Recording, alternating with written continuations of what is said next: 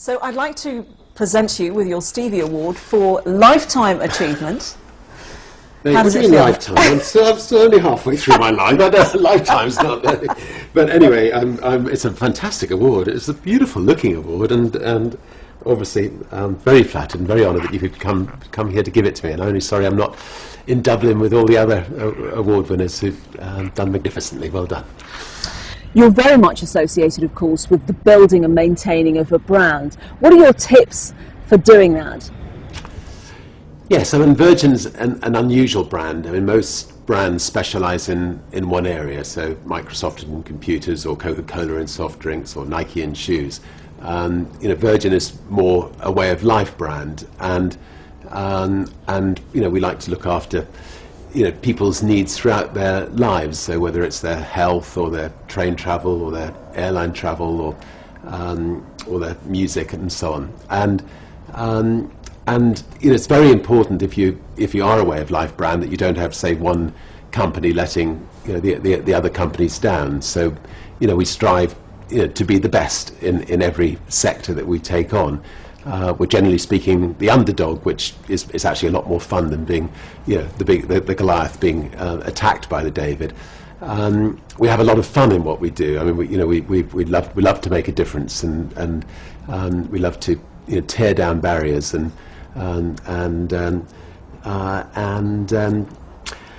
we have a great bunch of people who believe in what we're doing, which is really important. I think if you give your staff the right tools, and if they feel, yes, I'm working for the best airline in the world, they'll come out smiling, and and the people your passengers will smile as well.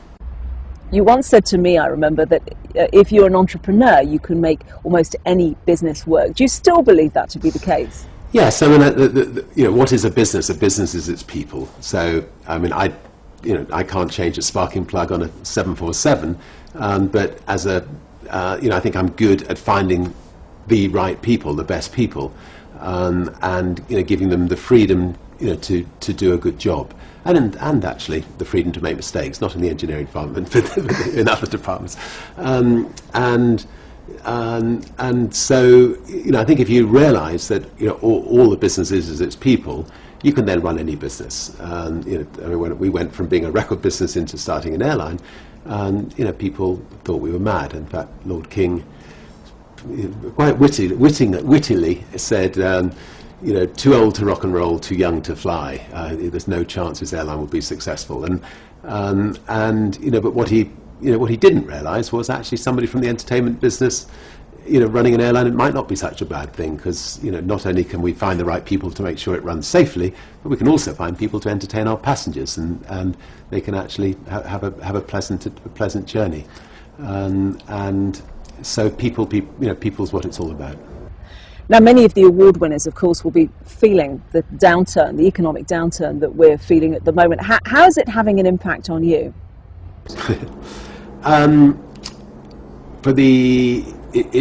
It's actually more bloody than it was after September the 11th, and that's saying something. And I'm really, I suppose, putting my airline hat on in particular here.